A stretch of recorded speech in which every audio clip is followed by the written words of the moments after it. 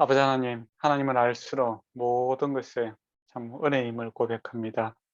참으로 하나님을 알아가며 알아갈수록 하나님의 주권과 또 하나님의 섭리와 또 하나님의 선한 목자 되심과 또 왕 되심을 알 때 우리 삶에 일어나는 모든 일들이 우연이 아니라 하나님의 계획과 섭리 가운데 또 보호와 인도 가운데 있음을 고백합니다. 아버지 하나님, 주님을 알므로써 우리 삶에 감사가 넘치게 하여 주시옵고 또 주님을 알므로써 주님의 선한 계획들을 우리가 알아가게 하시고 또 그것을 따라갈 수 있는 그런 순종하는 마음 허락하여 주심으로 주님의 기쁨과 주님의 평안을 누리며 살아가게 하시고 또 주님의 빛이 우리 삶에 비추어서 우리의 마음속에 있는 어둠이 물러가게 하시고 또 우리의 삶들이 예수 그리스도를 닮아가는 그러한 기쁨의 삶으로 변화되어 가게 하여 주시옵고 또 교회와 또 우리 이웃들을 섬길 수 있는 그러한 빛의 역할, 소금의 역할을 잘 감당할 수 있도록 주께서 때를 따라 능력을 허락하여 주시옵소서. 그리고 또한 우리가 홀로 있는 것이 아니라 우리가 너 그리스도의 한 지체임을 늘 기억하게 하여 주심으로 함께 주를 섬기고 함께 사랑하며 살아갈 수 있는 아름다운 믿음의 공동체를 만들어가게 하여 주시옵소서. 예수님 이름으로 기도드렸나이다. 아멘. 네, 오늘은 창세기 47장을 하도록 하겠습니다. 예, 요셉이 이제 바로에게 자기 아버지와 형제들을 이제 소개시키는 이제 그런 장면입니다. 그런데 이제 2절에 보면 형들 이제 5명을 선택했다라고 하죠.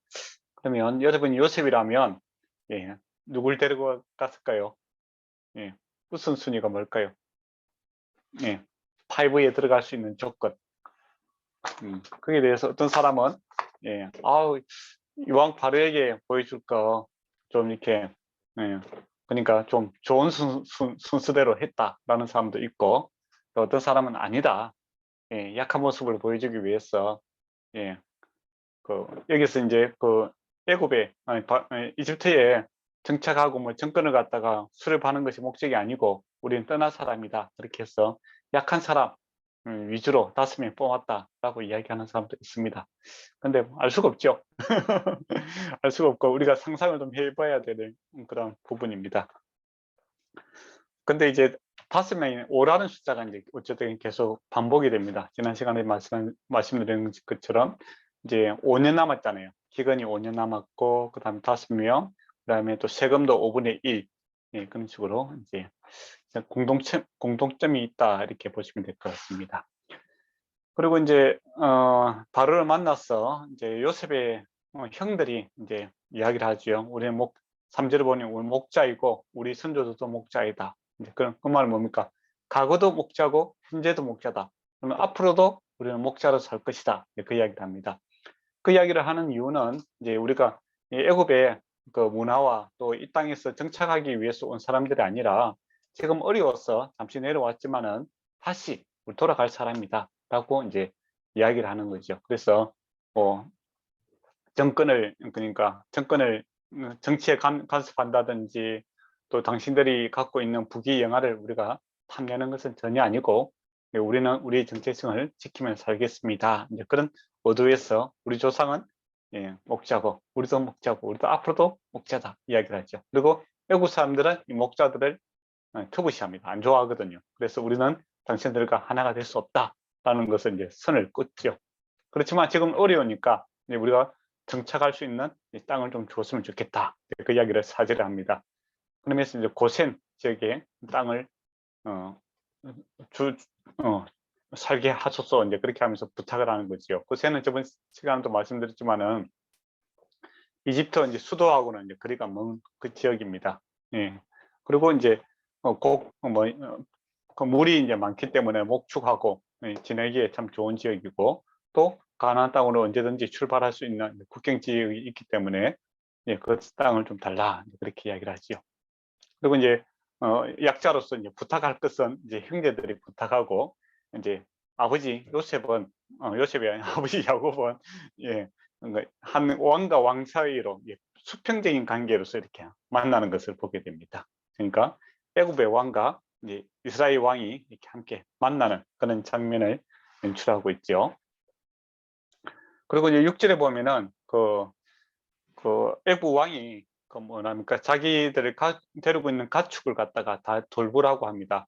그러니까 그 가축은 되게 많았어요. 그리고 그 3,000명 이상이 어떻게 보면 그 왕의 그 바로의 그 가축들을 이렇게 돌보았습니다. 그러니까 요셉의 형제들만 이게 독점한 것이 아니라 그 관리하는 사람들 중에 요셉의 형제들도 같이 들어가는 거죠. 소위 말하면 이제 공무원이 되는 겁니다. 그러니까 기근을 맞이해서 이제 월급을 받을 수 있겠죠. 그리고 또 좋은 점이 뭡니까? 왕의 가축을 함께 이렇게 돌봄으로 인해서 주변의 사람들이 이제 기존에 그 요셉 형제들을 갖고 있는 그 동물들이라든지 그 재산에 피해를 가하면 어떻게 되겠습니까? 그거는 이제 바로에게 도전하는 행위가 되거든요. 그래서 이제 요셉의 형제들이 이제 보호할 수 있는 또 그런 일도 되죠. 그러니까 월급도 받고 자기들의 보호도 받고 또 그 바로의 그 재산을 관리하는 사람이라는 그 명예도 갖고 있는 그런 위치에 놓이게 됩니다. 참 좋겠죠, 그죠? 특권과 이제 바로의 보호를 이제 받을 수 있는 입장이죠. 이제 그런 실무적인 그런 거래는 이제 끝났습니다.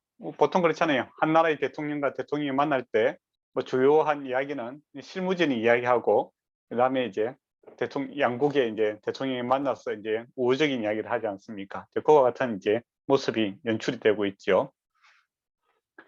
그 야곱이 실제로 보면 이제 바로 앞에 가서 이제 야곱이 바로에게 축복을 합니다. 이게 좀 특이한 상황이에요. 원래 축복은 누가 하냐면은 높은 사람이 낮은 사람에게 이렇게 하는 겁니다. 그러니까 바로 입장에서는 상당히 당황스럽겠죠. 예.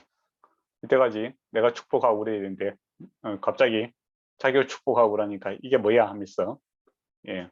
그 당스럽 때는 어떻게 합니까 항상 예. 이 나이를 묻죠. 몇 살이고 아시잖아요. 뭐 사람들 싸우다가 이 몇 살이야 딱 그러잖아요. 바로가 이제 당스러우니까 몇 살이야 물어보는 거죠. 그러니까 아주 놀라운 이야기를 합니다. 9절에 보면 8절에 보면 내 나이가 몇 살이냐 얼마냐 이게 좀 참 황당한 일을 당했다. 그래 몇 살이냐 물어보니까 야곱이 내 나이로서 길을 확 죽이죠. 예, 나그네의 길에 세월이 130년이다 이렇게 이야기합니다. 그러니까 이집트 사람들은 이제 사람이 이상적인 수명을 110세로 생각했습니다. 그래서 나중에 보면 요셉이 110세에 이제 죽어요. 그래 보면 요즘에 뭐 이렇게 의학이 발달되고 그래도 뭐 100세, 뭐 105세 뭐 그렇게 이야기하는데 옛날 그 애굽 사람들도 오래 사는 것 같아요. 예. 그래 보면 참 놀랍죠, 그죠? 그 당시 애굽 사람들이 이제 사람이 이상적인 수명을 110세로 이렇게 생각하고 있었으니까.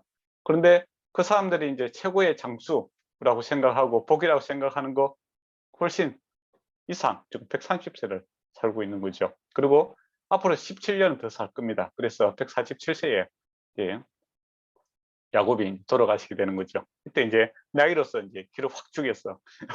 내가 축복할 수 있다. 라는 것을 보여주고 있죠. 근데 야곱이 자기를 설명할 때 이제 나그네다 그 이야기를 합니다. 내가 이곳에서 정착할 생각이 없는 사람이다. 이제 그걸 보여주고 있는 거죠.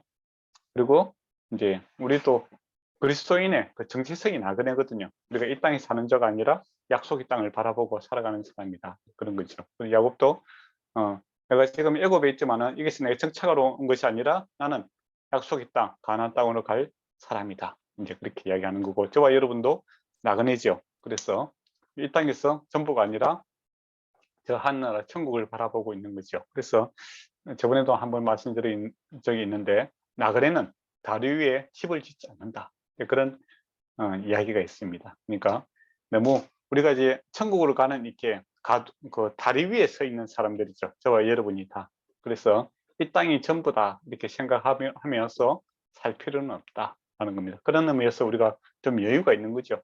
마음의 여유도 있고 또 다른 사람이 또 뭐 이렇게 이 땅의 것들에 대해서 너무 고민하고 또 너무 집착할 필요가 없다라는 겁니다. 우리는 자유인들입니다.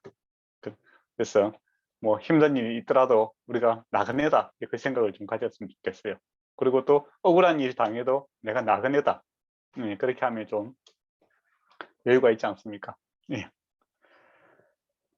그리고 10절에 보면 이제 야곱이 바로에게 축복하고 그 앞에서 나오니라 이제 나이로서 기름을 죽이고 예, 맞습니다. 예. 그리고 이제 야곱이 바로를 축복할 수 있는 사람이다라는 겁니다. 그러니까 처음 만날 때부터 이제 바로에게 뭐 종속되어 있는 그런 관계가 아니었다라는 것이죠. 그러니까 이 글을 읽고 있는 또 이 이야기를 듣고 있는 저 광야에서 이스라엘 백성들의 입장에서 생각해 보세요. 아, 우리가 애굽에서 이렇게 종살이 하고 있었는데, 우리가 종이 아니구나. 원래 우리가 대등한 관계고 우리가 언제든지 넣을 수 있는 자유인이었구나. 이제 그런 이제 자기들의 정체성을 다시 한번 확인할 수 있겠죠. 예. 그래서 사실 이 자존감이라든지 또 소망, 내가 앞으로 어떻게 살아갈 것인가, 이거는 자기를 아는 데부터 시작되는 거예요. 정체성. 그래서 조금 전에 말씀드린 것처럼 우리가 하나님의 백성이고 또 이 땅에서 나그네와 같은 사람들이다라는 것을 알게 될 때 나는 무엇을 위해서 살아야 되겠다라는 꿈이 생기게 되고 또 이 땅에서 참된 자유함을 얻을 수가 있습니다. 그리고 11절을 보면 요셉이 바로의 명령대로 그 아버지와 형제들을 애굽 땅, 좋은 땅 람세스에 주어 소유를 삼게 했다. 이제 그렇게 돼 있죠. 그리고 12절에 그의 아버지 온 집에 그 식구들을 따라 먹을 것을 주어 봉양하였더라. 네. 요셉이 이제 이스라엘 그 가족들을 이제 먹이 살릴 뿐만 아니라 이제 앞으로 13절부터는 어떻습니까? 가나안 땅에 있는 사람뿐만 아니라 온 세상 사람들을 이제 먹이고 살리는 그런 역할을 하게 되는 것을 보게 됩니다. 예. 그래서 하나님께서는 생명을 살리기 기뻐하시는 분입니다. 네. 예수 그리스도가 왜 이 땅에 오셨는가라고 했을 때 심판하는 것이 목적이 아니라 살리기 위해서 오셨죠. 심판이 목적이라면 이 땅에 오실 필요가 없고 한 번 오시면 됩니다. 그죠? 재림했을 때 그냥 제자를 다 죽이면 돼요. 그렇지만은 주께서는 죽는 것을 기뻐하시는 것이 아니라 살리기를 기뻐하시는 거죠. 1차적으로는 예수 믿는 사람들을 다 살리기를 원하고 또 믿지 않는 사람들까지도 생명의 길로 계속 초청하고 싶은 것이 주님의 마음이다 하는 것이죠. 그 다음에 기근이 이제 13절을 보면 기근이 심하니까 사방에 먹을 것이 없고 애굽과 가나안 땅이 기근으로 황폐하였더라라는 겁니다. 그러니까 이제 사람들이 이제 어떻게 됩니까? 먹고 살기 위해서 자기 재산들을 팔기 시작하죠. 그리고 땅까지 팔고 그렇게 됩니다. 사실 살아남는 게 중요하잖아요. 그래서 이제 나중에 이제 더 이상 팔 것이 없으니까 어떻게 됩니까? 이제 자기들 이제 또 24절에 보면 이제 추수의 5분의 1을 바로에게 상납하고 이제 종자도 없잖아요. 그러니까 이제 소위 말하면 이제 종자를 빌려가서 땅을 빌려서 농사지어서 5분의 1을 이제 바치고 세금이죠. 세금 5분의 1을 바치고 5분의 4는 이제 자기가 가지게 되는 거죠. 그러고 나야 이제 온 세상이 이제 어떻게 보면 바로에게 들어오는 거고 또 궁극적으로는 누구의 손에 있습니까? 요셉의 손에 들어오게 되는 겁니다. 그러고 보면 세금이 이제 5분의 20%죠, 그죠? 20%인데 그때 당시 사람들 입장에서는 이게 약한 세율이에요. 바벨론이라든지 이런 데는 3분의 1 또는 심지어는 2분의 1까지 이렇게 뺏어가는 사람들이 있었습니다. 그러니까 20% 내라니까 사람들이 참 좋아하잖아요. 그리고 그 이집트의 그 20% 이제 세율이 이제 요셉에 의해서 이제 출발이 되었다라는 겁니다. 그러니까 이 이야기도 들을 때 이스라엘 백성들이 이게 우리 요셉이 그렇게 했구나. 그리고 그것이 사람이 살리는데 목적이 있었구나. 이제 그렇게 되겠죠. 그러고 보면 국가에도 세금도 있잖아요, 그죠? 세금의 목적이 뭐냐라고 했을 때 이제 세상 사람들은 이제 피라미드 구조로 생각하겠죠.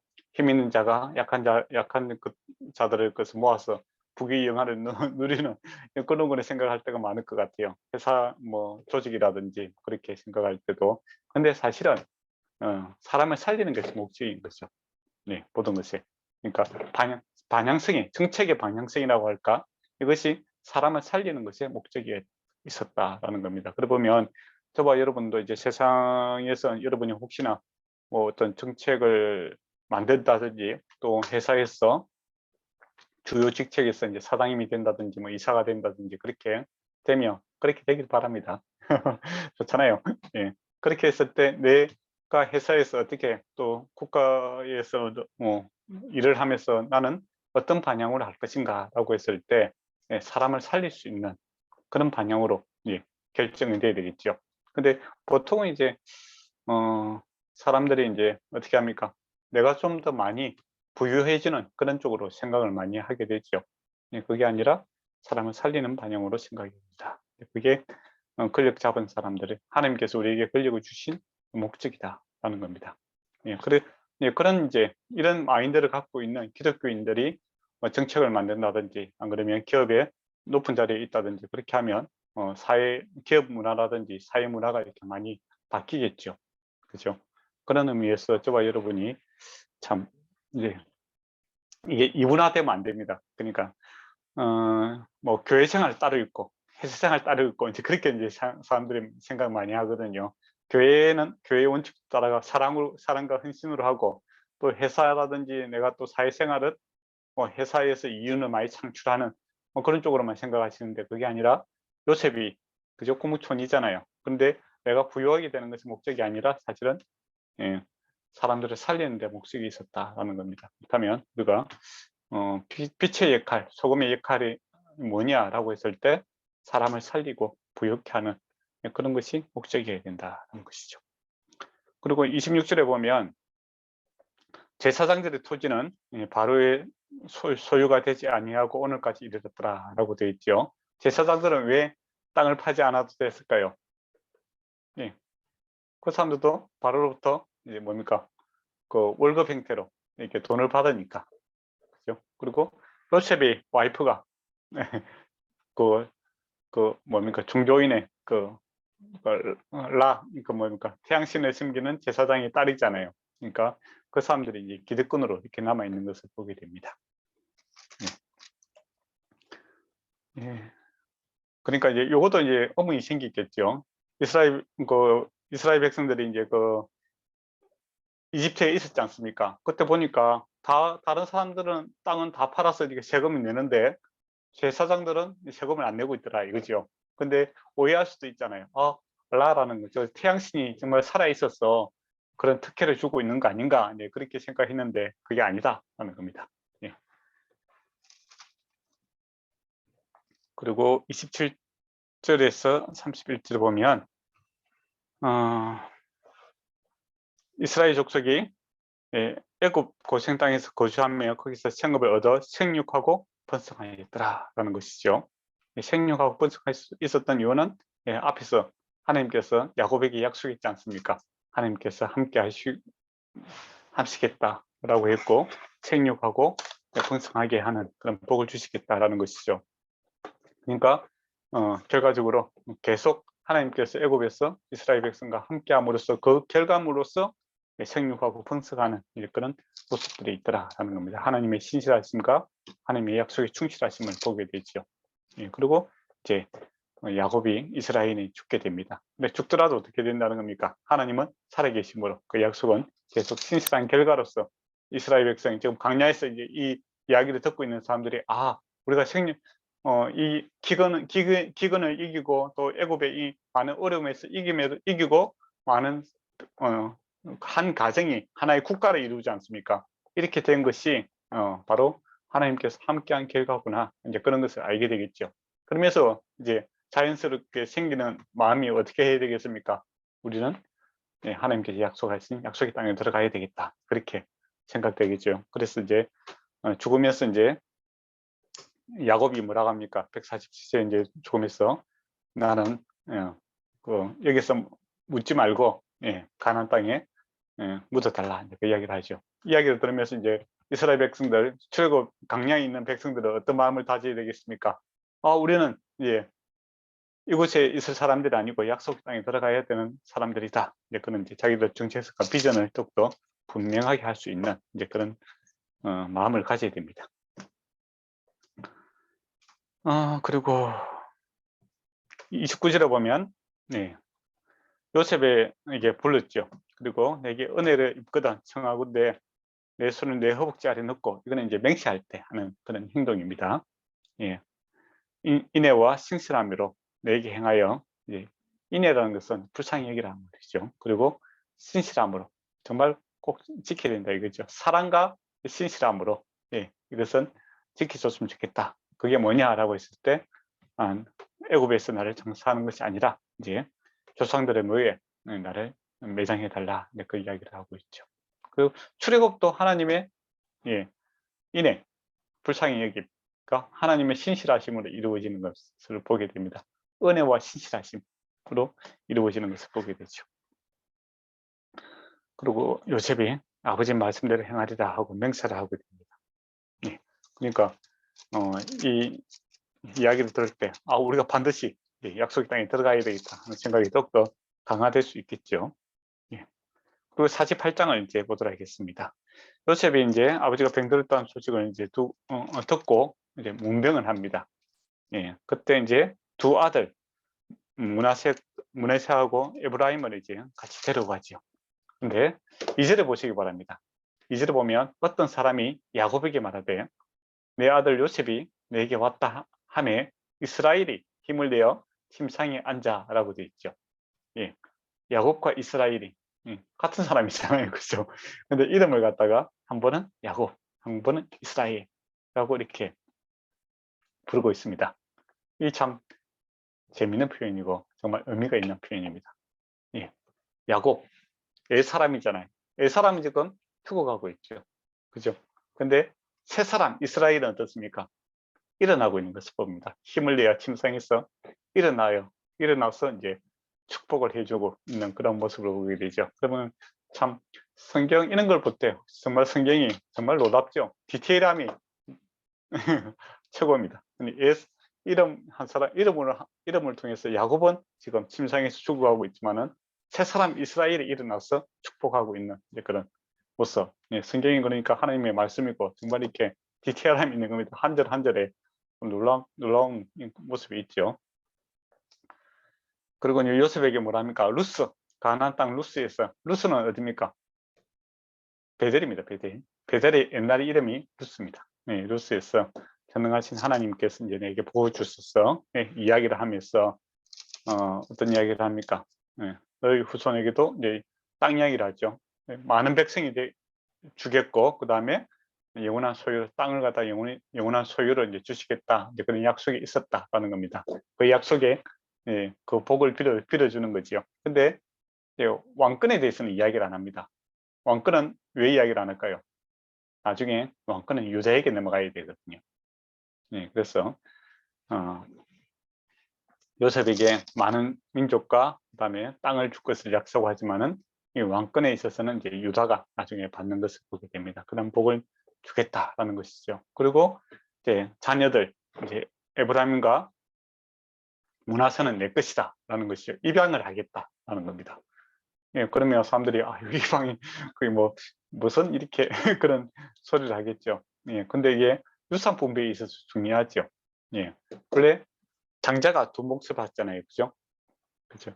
근데 만약에 두 아들을 갖다 입양하지 않으면 요셉에게는 한 몫이 가는 거예요. 근데 두 아들을 입양함으로써 요셉에게 두 몫이 가게 되는 겁니다. 그러니까 그만큼 축복이죠. 근데 현실적으로 보면 어떻습니까? 지금 당장에 보면 아버지가 가진 게 없어요. 그렇잖아요. 지금 이제 요셉이 다 가족들 먹이 살리고 있잖아요. 그죠? 그러면 아버지의 그 재산이라는 것은 그 당시에 가치로 보면 별 가치가 없는 거예요. 가치는 있겠지만은 그렇게 큰 의미가 없습니다. 그러나 이것이 언제 큰 가치를 발휘하게 됩니까? 약속의 땅에 들어갔을 때, 가나안 땅에 땅을 분배할 때 요셉의 자손 므낫세와 에브라임이 그 땅을 차지하게 됨으로써 가장 많은 땅을 차지하게 됩니다. 그리고 또 하나님의 축복이 생육하고 풍성할 거라고 했잖아요. 그것처럼 나중에 보면은 그 강야를 이렇게 지나갈 때 에브라임과 므낫세 지파가 72,700명에서 시작했다가 그 험난한 강야 생활을 마칠 때 숫자가 늘어나게 됩니다. 그래서 85,200명으로 이렇게 늘어나게 돼요. 그런데 광야 생활을 지나면서 느느웨 지파와 시몬 지파는 10만 5,800명이 시작하여 6만 5,930명으로 줄어드는 것을 보게 됩니다. 그래서 나중에 이제 형제들을 부르다가 이제 다 축복하고 그렇게 할 건데 여기서 이제 그 예언대로 이렇게 되는 것을 보게 되죠. 그러니까 지금 야곱의 이게 지금 자녀를 입양하고 복 빌어주는 것이 야곱이 살았을 때는 그렇게 큰 의미는 없어요. 그렇죠. 그런데 약속이 성취가 되었을 때 큰 의미로 다가오는 것을 보게 됩니다. 그러고 보면 예수 그리스도께서 우리에게 주신 이 복들, 이걸 세상 사람들 보기에는 별 가치가 없게 생각할 수도 있습니다. 맨날 천국 이야기하고 또 뭐 하나님 보기에 참된 가치가 있다라고 했대. 세상 사람들 보기에는 뭐 그렇게 하는 그 사람이나 뭐 내나 이 땅에 갖고 있는 그 돈이라든지 이런 걸 계산해 보니까 별 의미가 없다. 그렇게 생각할 수도 있겠죠.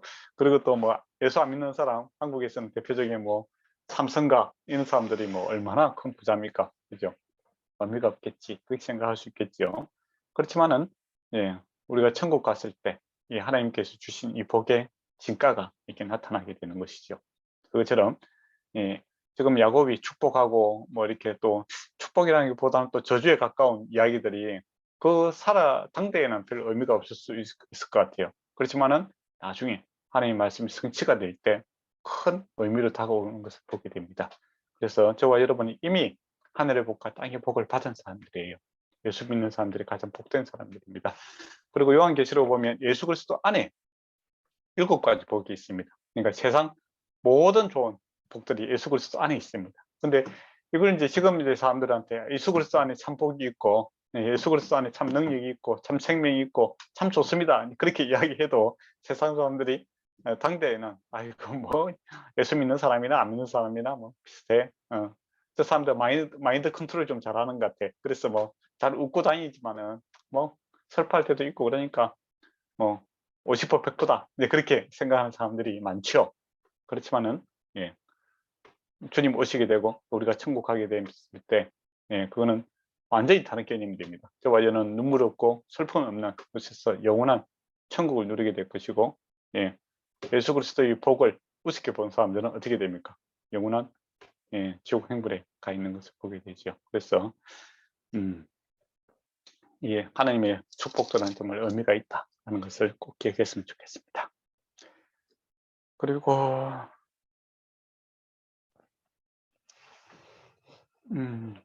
그리고 7절에 보면 내가 내게 대하여 내가 이전에 바데마 올 때에 라헬이 나를 따르는 도중에 가나안 땅에서 죽었는데 그곳에서 에브라까지 길이 아직 먼 곳이라 내가 거기서 에브라에 장사하였느니라. 에브라는 베드라입니다. 그렇게 이야기하고 있죠. 그러니까 그 이야기를 해주는 이유가 뭐겠습니까?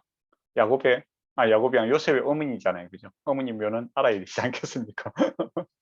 예. 그러니까 요셉이 17세에 이렇게 팔려왔잖아요.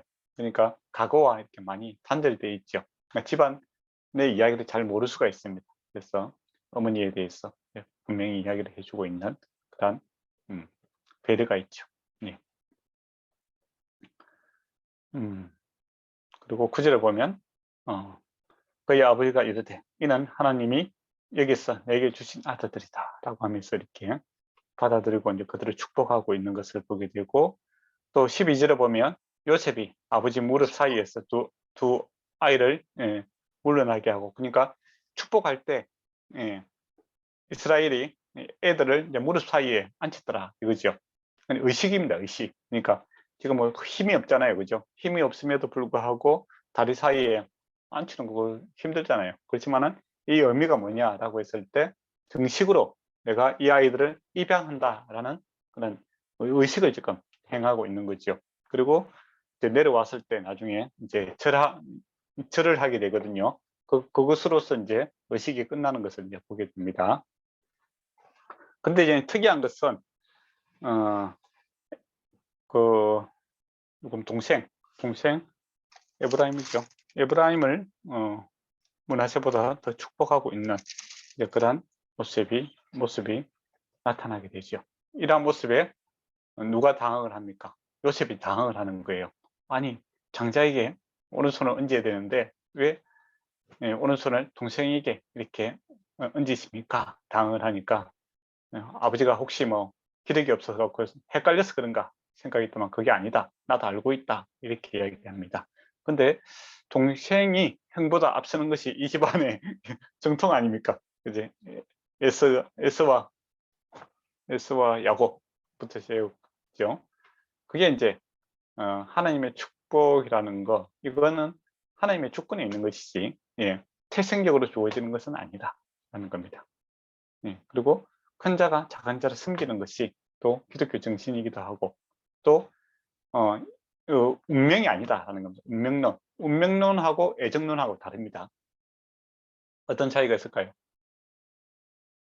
운명론은 그 기차의 내일이라고 생각하면 될 것 같아요. 기차 내일은 바꿀 수가 없잖아요, 그죠? 예. 근데 애정론은 그 고속도로라고 생각하시면 됩니다. 목적을 향해서 가고 있죠. 도쿄를 향해서 가고 있지만은, 예, 그때 상황에 따라서 내가 핸들을 어떻게 돌리느냐에 따라서 인간의 그 주권, 뭐랄까, 자기 결정권이 들어가 있는 겁니다. 그렇지만은 크게는 또 하나님의 함께 하심, 동행하심, 섭리가 있기 때문에 그 고속도로에서 많이 벗어나진 않는, 예, 그런 형태가 주어지는 거죠. 그리고 야곱의 아들들이 받는 것을 보면, 축복을 받는 것을 보면 자기들이 한 행동에 대해서 또 결과로서 이제 주어지는 그런 모습들이 나타나게 되죠. 그래서 하나님의 절대 주권과 우리 인간의 자유의지, 이것이 서로 충돌되는 개념이 아니라 함께 가고 있는 그런 개념이다, 이렇게 보시면 될 것 같습니다. 근데 사람들이 이제 애정론이다라고 했을 때 오해하는 분들이 있어요. 마치 운명론처럼 내가 뭐 어떻게 하든지, 예, 내 운명은 바뀌지 않는다, 그런 이제 생각을 갖고 있는 분이 있죠. 예, 그게 아니다라는 겁니다. 예, 기독교의 핵심은, 예, 뭐 쭉 가서 뭐 쭉 무조건 천국 가는 것이 아니라 하나님과 함께 동행하는 것입니다. 네. 지금 내가 하나님과 함께 동행하는 것이고, 내가 오늘 살아가는 일에 있어서 주님의 뜻을 구하고, 예, 주님께서 원하시는 것을 이제 내 마음과 정성을 드림으로써 하나님 살아계심을 경험하고, 예, 그렇게 함께 가는, 이것이 핵심입니다. 그래서 임마누엘 했을 때 하나님께서 우리와 함께 하신다라는 거 아닙니까? 그 천국도 하나님과 영원히 함께 사는 것이 목적이, 최고 중요한 목적입니다. 예, 그런데 이런 인격적인 관계죠, 그죠? 인격적인 관계를 이렇게 기독교에서 빼버리고 어떤 사람들은 이게 운명론적으로 생각하시는 분들이 있어요. 네, 그게 이제 뭐, 그 뭡니까, 구원파 같은, 뭐 한번 구원받았습니까? 뭐 무조건 구원받는다, 어떻게 살아도 상관없다, 그런 식으로 뭐 이렇게 삶의 과정에 있어서 인격적이라든지 하나님 주님 닮아가고자 하는, 그다음에 주님과의 관계, 또 사람과의 관계를 완전히 배제해버린 기계적인 그런 생각을 갖고 있는 사람들이 있는데, 그거는 기독교를 잘 이해를 못하는 겁니다. 기독교는 상당히 인격적인 관계예요. 그래서 기차를 타고 가는 것이 아니라 우리는 지금 차를 타고 가고 있는 겁니다. 차를 타고 가고 있는데 주님과 함께 타고 있는 거죠. 내비게이션은 주님께서 오른쪽 왼쪽을 이야기해 주고, 그렇지만 그 순간에 내가 순종할 수도 있고 안 할 수도 있는 거죠. 우리가 내비에서 이야기하지 않습니까? 200m 앞에서 좌회전하세요 하면 나는 거기 가기 싫어 하면서 우회전할 때도 있죠. 그러면 무슨 멘트가 나옵니까? 예, 길을 이탈했다고 이야기하잖아요. 그래서 우리가 가끔 이탈할 때가 있습니다. 예, 예, 국도를 한번 내려갈 때가 있죠. 야곱 뭡니까, 유다도 그렇잖아요. 같이 살다가 이탈하지 않습니까? 그래서 뭐 집만대로 살다가, 근데 하나님께서 다시 유턴을 시키죠. 예. 그러면 무슨 현상이 나타납니까? 협의, 예.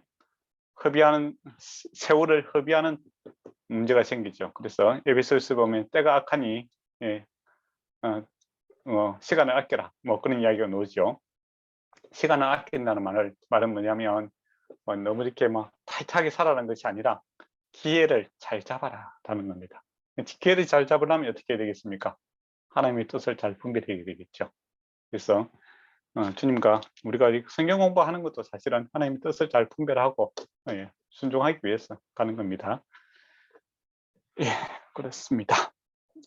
예, 그리고 음, 15절에 보면 이제 축복을 해주는데, 이제 하나님에 대해서 축복이지요. 예, 그 보면 두 가지를 이야기합니다.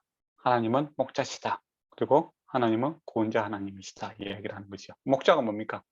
양들의 길을 인도하는 거죠. 예, 그리고 때를 따라 물과 뭡니까? 꼴을 주시는 그런 분이시죠. 10편, 23편에 나오는 것처럼 하나님은 그런 분이 내 하나님이시다라고 이렇게 축복을 해줍니다. 그거는 저와 여러분도 갖고 있는 겁니다. 우리가 주기도문 보면 어떻습니까? 일용할 양식을 주시고, 그죠? 그런 뭐 문제 건너라고 그 의를 구하는, 그러니까 우리 목적성과 방향성이 있는 사람들이고, 또 사망의 엄청난 이거 아니구나. 예, 악이 뭡니까? 악에 지지 않고 뭐 그런 이야기 있잖아요, 그죠? 사망의 엄청난 골짜기를 갈지라도 예, 주께서 우리와 함께 하신다. 이제 그런 악에서 구하소서 이제 그런 내용이 있잖아요. 그러면 사실은 같은 내용이잖아요. 그 보면 그죠? 그래서 주님께서 우리에게 선한 목자시며 또 구원자시다. 예, 구원자. 그러니까 우리 스스로 세상을 이길 수 있는 자가 아니다라는 겁니다. 이미 이야기하는 거죠. 근데 이제 요셉의 아이들 같은 경우에는 어떤 생각을 할 수 있겠습니까?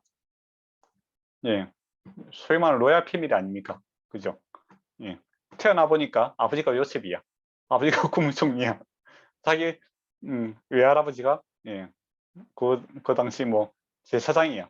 무수밖에 없는 사람이죠. 그렇지 않겠습니까? 구원자가 뭐 필요 있어. 근데 그렇게 생각할 수 있겠죠. 예, 안 그렇습니까? 여러분이 태어났는데 갑자기 아버지가 세벌이야. 그죠? 그리고 외할아버지가 예, 뭐 국무총리야. 그러면 그런 사람들을 보면 겁 없이 살아가는 사람들이 있죠. 예. 근데 구원자 이야기를 하는 겁니다. 그게 처음에 와닿을 수도 있고 와닿지 않을 수도 있는데 사실은 예, 우리가 뭐 세상의 권력의 정점에 있지만은 바로라든지 그런 사람들 보면 꿈 한 번 꾸고 어떻게 됩니까? 두려워서 떨고 있죠. 예. 그것처럼 사실은 세상에서 예, 구원이 필요하지 않는 사람은 아무도 없다라는 겁니다. 예, 그래서 선한 목자 되시고 구원자 되신 하나님. 이게 그 어떤 사람들은 이게 뭐 요셉의 아들이 그렇게 마음에 와닿았을까 그렇게 생각할 수 있는데 아니다라는 것이죠. 세상에 부귀, 영화, 명예, 돈 이런 것들이 인간에게 구원이 될 수 없다라는 겁니다. 우리는 주일학교에서도 배우지 않습니까? 돈으로도 뭔가요? 뭐 힘으로도 뭔가요? 뭐 그런 노래들이 사실은 똑같은 이야기입니다. 사실은 모든 사람에게 구원자 하나님이 절대적으로 필요하고 또 갈 바를 모르고 방황하는 자들에게는 선한 목자가 반드시 필요하다. 이게 최고의 복이다라는 겁니다. 야곱이 그 자녀들에게 이제 빌어주는 복의 정점이 그 모습이다라는 겁니다. 저와 여러분도 사실은 이런 복을 받고 있습니다. 예, 10편, 23편부터 시작해서 또 주기도문 보면 구원자 하나님, 예, 또 예, 목자 대신 선한 목자 대신 하나님이 우리에게 예, 함께 하시죠. 근데 사실 우리가 이제 하나님을 대한 이해도가 떨어지면 이걸 이제 복으로 생각하지 않죠. 다름에 이제 복을 생각하고 이미 주신 그 목자 대신 주님 또 구원자 대신 주님을 너무 작게 생각함으로써 하나님께로부터 나는 소외당할까 라고 이렇게 억지를 부리는 경우가 있는데 예, 은혜가 임하면 또 하나님을 알게 되면 내게 일어나는 모든 일들이 예, 은혜롭게 이렇게 받아지는 겁니다. 그래서 환경을 다 꿀리고 되지 마시고 내 마음을 주님께 드리면 내게 일어나는 모든 것이 예, 은혜와 감사 뿐임을 우리가 알게 됩니다. 그리고 22절에 보면 세겜 땅을 이제 주었더라라고 되어 있죠. 내가 내게 형제보다 세겜을 더 주었더라라고 되어 있습니다. 이게 이제 해석이 이제 세 가지가 가능합니다. 이 세겜이라는 것을 이제 고유명사로 이렇게 하게 되면 진짜 세겜 땅을 주는 거고 실제로 또 이 요셉이 집안이 이 세겜 땅을 차지하게 됩니다. 예. 근데 이거 갖다가 보통 명사로 이렇게 그 번역도 가능하거든요. 그렇게 하면은 야곱에게 한 몫을 더 주겠다. 그러니까 그것도 사실이잖아요. 그 자녀들을 입양함으로써 형제들은 하나의 땅을 차지했는데 요셉은 두 개의 땅을 이렇게 차지하게 됐죠. 또 이 세겜이라는 것이 어깨 뭐 등성 이런 곳입니다. 약간 높은 지역에 있죠. 우리가 어깨가 뭡니까? 일본 말로 가오잖아요, 그죠? 명예죠. 중심이 되는 거 아닙니까? 인체에 있어서 어깨와 등뼈는 중심이 되는 거죠. 네가 중심이 될 것이다. 이제 그 이야기를 또 합니다. 근데 일본 성경은 이거 어떻게 번역해 놨습니까?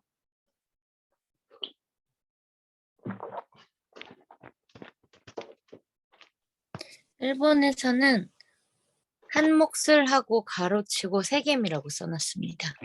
그렇게 이제 번역한 이유가 이제 이게 그 고유명사로도 번역이 가능하고 그다음 보통 명사로도 이렇게 번역이 가능하기 때문에 그렇게 거기는 뭐 가로쳐서 아마 선택해라 그런 것 같아요. 근데 어떻게 번역하든 다 성취가 되고 있는 것을 보게 됩니다. 혹시 여기까지 있는데 뭐 질문 있습니까?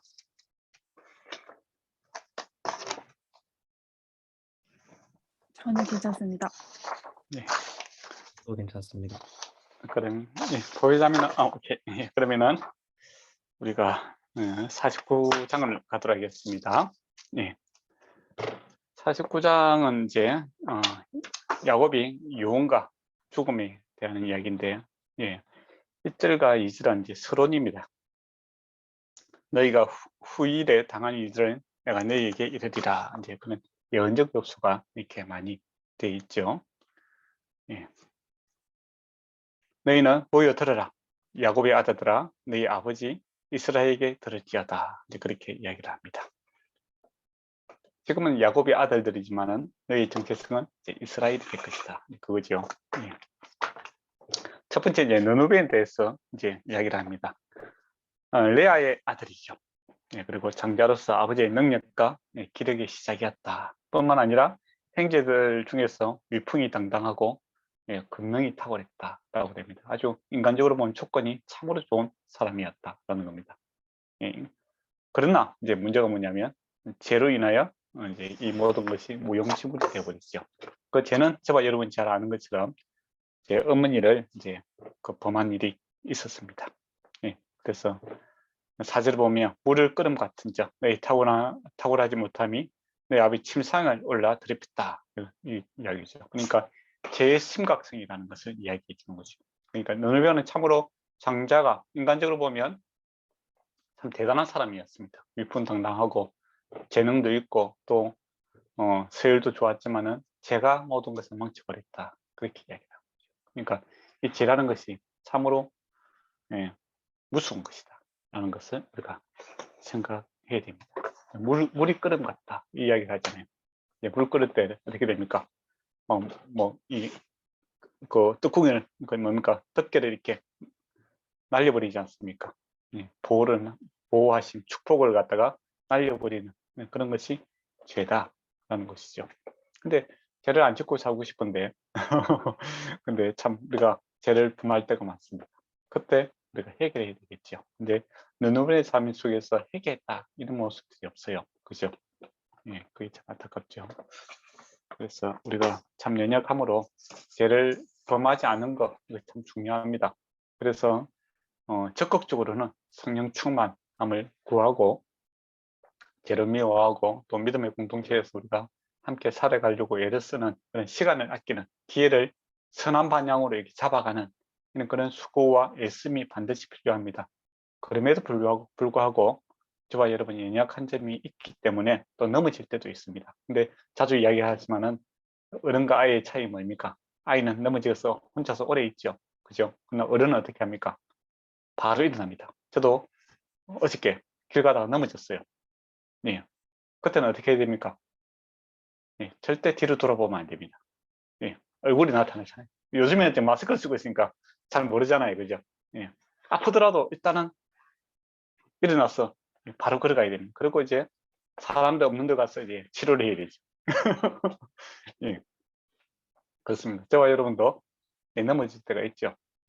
그때 바로 일어나야 됩니다. 괜히 그것을 계속 누워 있으면은 사람들의 위로를 받는 것이 아니라 조롱거리가 될 수가 있다는 겁니다. 주님의 손 잡고 일어나서 조용한 곳, 사람들이 없는 골방에 가서 주님께 회개하고 다시 걸어가는 것이 중요하죠. 근데 스스로 일어나지 못하는 사람도 있습니다.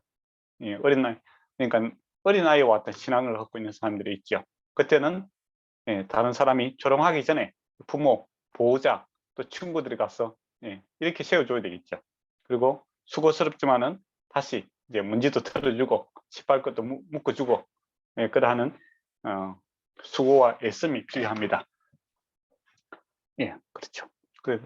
예, 그게 차이입니다. 예, 신앙이 좋다는 사람, 교회 오래 다니는 사람도 넘으실 때가 있다라는 겁니다. 그래서 너무 낙심하지 마시고 사람 실수할 수 있다라는 것을 좀 봐야 됩니다. 그렇지만은 거기에 매여서 살면 안 되겠죠. 그러면 죄책감이라고 하지 않습니까? 죄는 지을 수 있지만은 형제들처럼 죄책감이 시달리는 것은 요셉이 원치 않는 겁니다. 그렇지 않습니까? 근데 형제들은 계속 이 죄책감에서 벗어나지 못해요. 예. 근데 이제 혹시 이제 신앙이 좋다 하시는 분들 중에서도 이제 이걸 이제 악용하는 경우도 있습니다. 아, 내가 맨날 죄인이다 하면서, 그죠?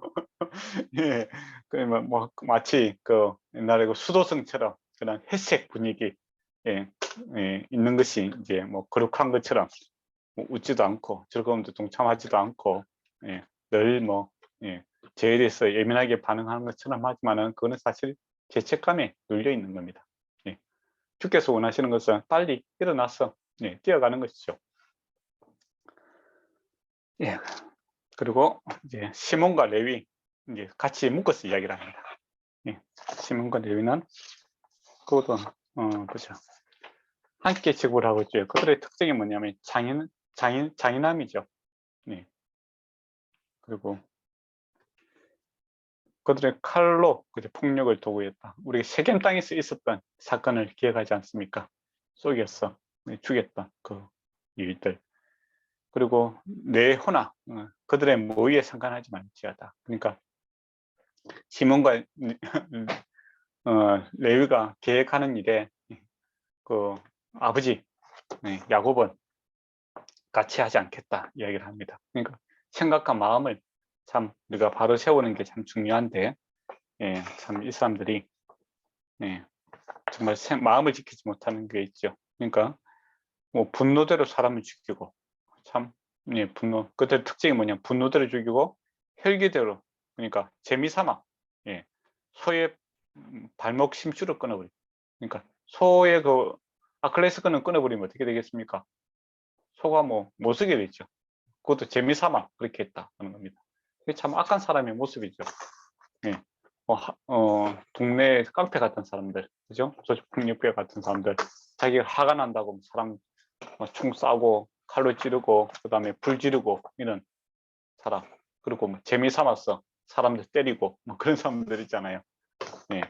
그런 모습이 바로 시몬과 레위다라는 것이죠. 근데 가만히 보면 사람들이 그걸 좋아합니다. 예. 스포츠 이렇게 보면 사람들 때리는 스포츠가 많잖아요. 그죠? 그리고 또 사람들 그것 때문에 열광을 하게 되고 막 피 흘리는 것 때문에 좋아하고, 사람을 맞아서 KO 돼갖고 막 예, 쓰러져 있는데 막 한호성을 부르고, 그러고 보면 이 죄인의 심성이 있는 거죠. 그리고 분노하고 이런 것에 대해서 분노를 폭발하는 거 좋아하지 않습니까? 옛날에 뭐 영화 같은 거 보면 뭐 영웅들 보면 대표적인 람보라든지 이런 사람들 보면 뭐 자기 뭐 억울한 일 당했다고 총 가져가서 막 폭탄 터뜨리고 다 죽이잖아요. 예. 그런 것들이 이제 영웅시 되는 그런 모습인데, 요즘에는 이제 그런 거 잘 영웅들이 이제 뭐 세상을 구하는 쪽으로 많이 나타나죠, 그죠? 근데 옛날에는 이제 그런 분노를 갖다가 이렇게 폭발하고 이런 것들을 좀 한 번씩 또 나오죠. 폭력적인 영화들 보면 뭐 억울한 일 당했다고, 그죠?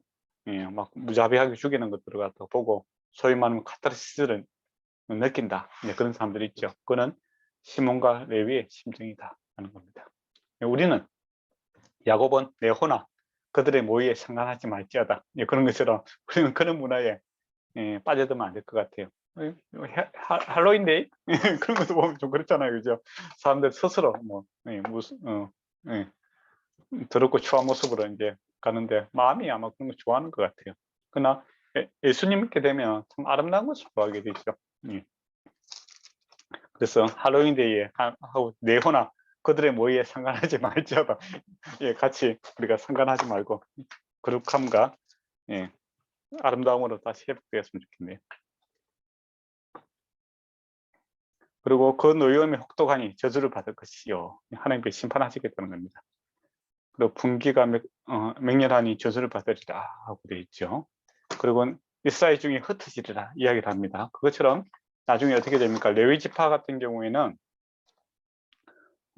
땅을 차지하지 못하지요. 그래서 12지파에 제공된 그 48개의 그 성읍에 이렇게 흩어져서 이렇게 살게 되는 것을 보게 됩니다. 물론 제사장 지파를 하게 되죠. 그리고 시몬 지파는 이제 나중에 유다 지파의 옆에 있다가 얼마 지나지 않아서 이제 유다 지파에 흡수가 되어버립니다.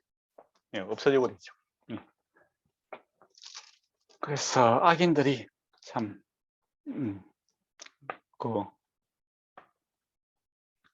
망하게 될 것을 보게 되죠. 그래서 사람이 살아갈 때 속 시원하게 살아가면 망합니다. 사람들은 속 시원하게 원하죠. 막 강력하게 막 입으로서 막 할 말 다 하고 그렇게 살면은 그 순간 행복할지 모르지만은 하나님의 심판이 반드시 있다라는 것이죠.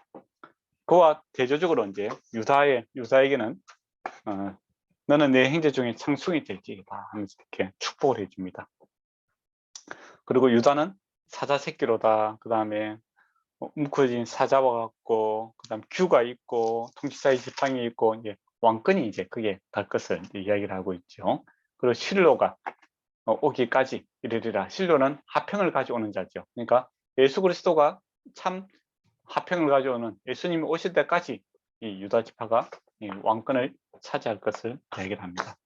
그래서 이 말씀대로 이렇게 나중에 성취가 되는 것을 보게 되죠. 그래서 다윗 언약의 이 출발점이 바로 여기서부터 출발하고 있다라는 것을 보게 됩니다.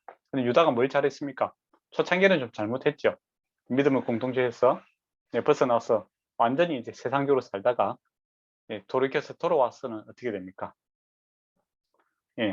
가족을 공동체를 이렇게 살리는데 힘쓰고 있는 것을 보게 됩니다. 그리고 제일 중요한 것은 베냐민을 위해서 다른 사람의 그 죄를 내가 감당해서 내가 감당하겠다 그거죠. 그래서 유다 지파에서 오실 그 왕의 모습이다라고 했을 때 세상 죄를 지고 가는 하나님의 어린 양의 모습이 그 정신에서 이제 나타나고 있는 거죠. 그래서 예수님께서 이 땅에 왕으로 오셨는데 우리를 살리기 위해서 다른 사람의 죄를 감당하기 위해서 오실 것을 보게 됩니다. 그것이 실로죠. 화평을 가져오는 자.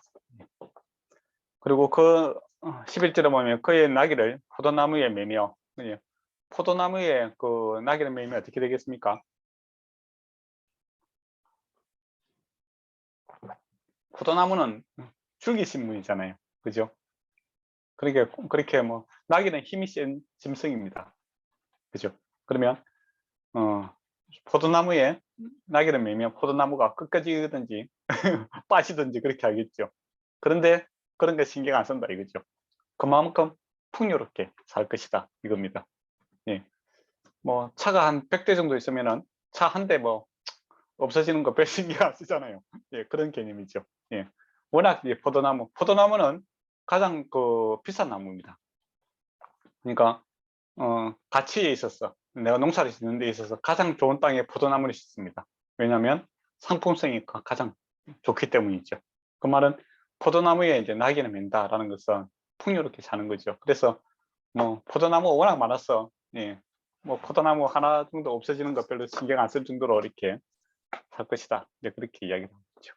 그리고 나귀는 평화의 상징입니다. 예수님께서 나귀를 타고 예루살렘에 들어가시죠.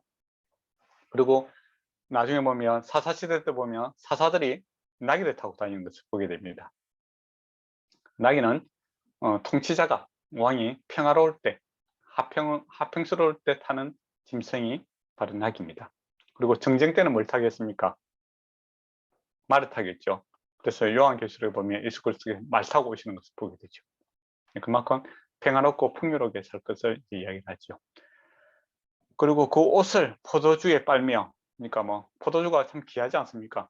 그죠? 근데 옷을 빨 정도로, 그러니까 포도주를 많이 그렇게 그러니까 뭡니까? 잔에서 이렇게 소중하게 한 잔 마시는 것이 아니라 막 옷에 이렇게 그, 흘렸어. 이렇게 옷이 포도주에 이렇게 붉게 물들 정도로 풍요롭게 살 것을 이야기하는 거죠.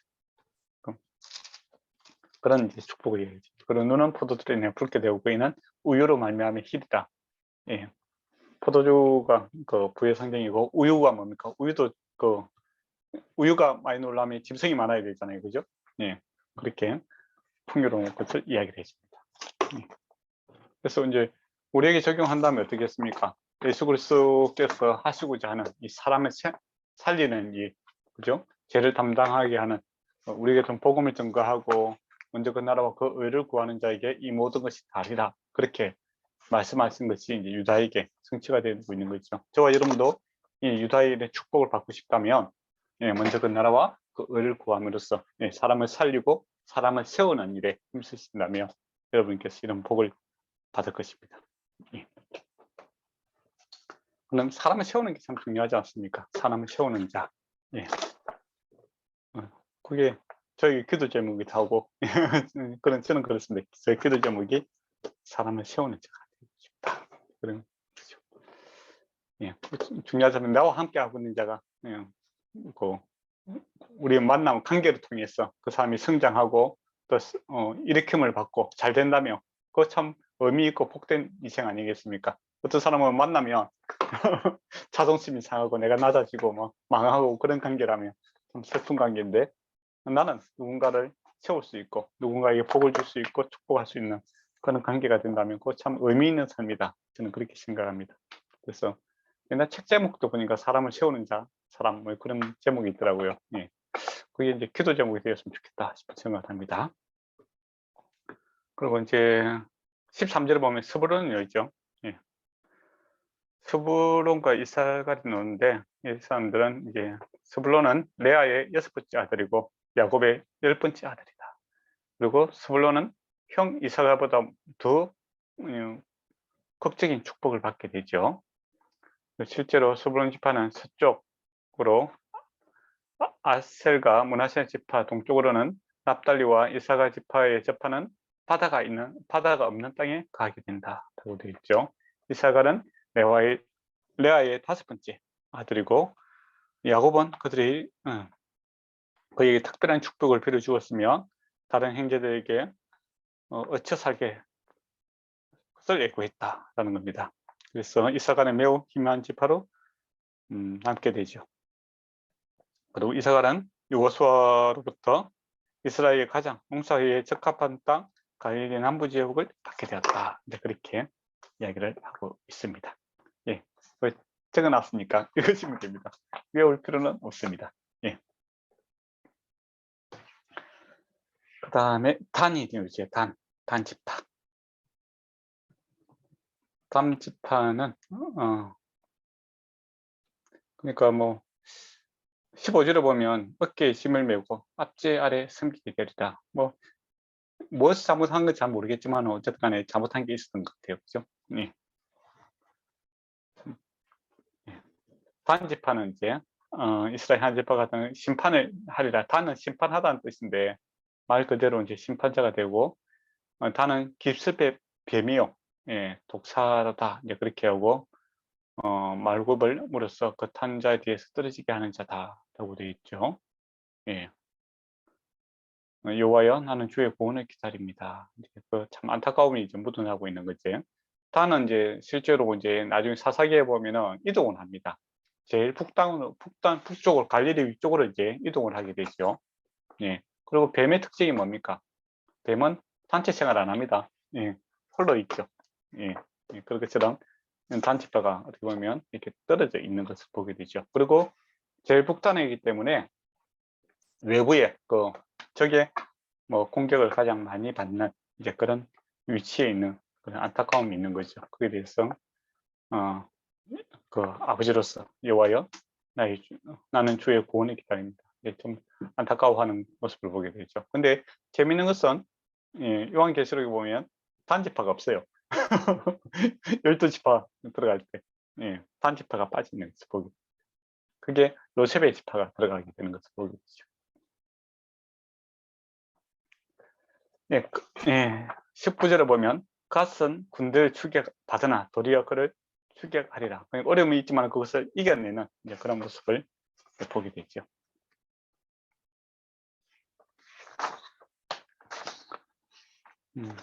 아셀 지파는 야곱의 여덟째 아들이고 실바의 둘째 아들이다 라고 되어 있습니다. 이스라엘의 가장 기름진 옥토를 차지하는 축복을 받게 되죠. 그리고 훗날 아셀 지파는 갈릴리 호수 서쪽을 위치하는 기름진 고원지대를 차지하게 됩니다. 갈멜산이 있는 곳이 참 비가 많이 내려오고 좋습니다. 예. 모세는 아셀의 이스라엘 지파 사이에서 매우 인정받고 인기 있는 지파가 될 것을 좀 예언을 해주고 있는 것을 보게 됩니다. 나중에. 그리고 납달리 지파가 있죠. 네. 납달리는 노인 암사스입니다. 아름다운 수리를 바라는도다. 또 그렇게 이야기를 하는데 그 야곱의 여섯째 아들이고 비하를 통해서 이제 얻은 두 번째 아들입니다. 암사스에 복을 빌어주는데 암사스는 아름다움과 떨어지어 다니는 것으로 유명하다. 암사스처럼 자유와密집성을 누릴 것이다. 풍요를 누릴 것이다 라는 뜻으로 해석하시면 될 것 같습니다. 그래서 좀 자유롭게 살아가는 그런 모습을 보게 되고, 그리고 또 우리가 관심을 갖고 있는 요셉이 노지요. 요셉은 레아의 첫째 아들이며 야곱의 11번째 아들이죠. 그리고 야곱이 요셉에게 빌어준 복이 가장 길고 복잡합니다. 그러니까 요셉이 한 귀한 일을 했지 않습니까? 그만큼 길게 이렇게 축복을 해주는데 딱 세 가지로 요약할 수 있습니다. 복잡한 것을 번성할 것이다. 22절에. 그 다음에 22절에 사실 보호를 받을 것이다. 그리고 축복이 될 것이다. 라고 이야기를 합니다. 그리고 번성한 가지처럼 노래에도 많이 나오잖아요. 그죠? 그것은 이제 다산과 풍요를 상징하는 것이고, 그리고 이 샘 곁에 있다는 것은 물에 이제 공급을 계속 받는 거죠. 그러니까 더욱더 풍성하고 이렇게 잘 자라서 가지가 담장을 넘어가는, 그러니까 경계를 넘어가는 그런 복을 받게 될 것이다 라고 이야기합니다. 그리고 요셉을 보호하신 정론자 하나님, 그리고 목자 반석이신 하나님을 이제 부르고 있는 것을 보게 되죠. 그만큼 이제 큰 축복을 이제 받게 되는 것을 보게 됩니다. 그리고 야곱이 이제 빌어준 복은 크게는 이제 위로부터 하늘로부터 내린 복과 아래에서 샘솟는 복을 이야기를 해주고 있죠. 그러니까 참 하늘의 복과 땅의 복을 그런 이야기를 많이 하지 않습니까, 목사님께서. 그런 정말 복덩어리죠, 한마디로. 젖가슴으로부터 흐르는 복, 이것은 이제 생육하고 번성하는 복이죠. 체에서 잉태하는 복, 이는 이제 복을 마음껏 빌어주고 있는 그런 모습이죠. 그러면 저와 여러분도 하나님께서 원하시는 그런 사람을 살리는 복, 사람을 세우는 복, 이런 것들 먼저 그 나라와 그 의를 구한다면 주께서 이 모든 것을 다 한다. 이 말씀이 이제 정말 요셉에게 임하고 있는 것을 보게 되죠. 그러면 요셉의 복이 받고 싶다 라고 한다면, 또 유다의 복을 받고 싶다 한다면 유다와 요셉이 추구했던 삶을 살아가십니다. 근데 사람들이 복을 받기는 원하는데 요셉과 유다가 추구했던 그 주님 뜻대로 사는 것, 이것은 이제 관심이 없고, 사람들이 내 뜻대로 살고 싶고 복은 복대로 받고 싶은 이 약간 이중성을 갖고 있는데, 창세기에서 복을 보면은 그건 아니다라는 겁니다. 그러니까 사람이 한 행동과 이 복이 떨어져 있는 것이 아니라 같이 붙어 있는 것을 보게 되죠. 그래서 복을 받고 싶다면 복을 받을 수 있는 마음을 가지고 행해라 라는 것입니다. 그러면 하나님께서 살아계시고 전능하시고 그런 분이시기 때문에 반드시 복주자에게 복을 주시고 또 그 벌주자에게 벌을 주시는 그런 모습을 보게 됩니다. 그 베냐민이 나타나죠. 베냐민은 이제 막내죠. 레아가 낳다가 죽었습니다. 그리고 늑대에 비유를 하는데 그만큼 이제 용감, 무쌍한 그런 베냐민 지파의 모습이죠. 그리고 항상 자신의 것을 위해 싸우는 것이 아니라 나누기 위해서 싸우는 축복도 이렇게 받게 되는 것을 보게 됩니다. 그렇게 해서 이제 축복이 다 끝나게 되는 것을 보게 되죠.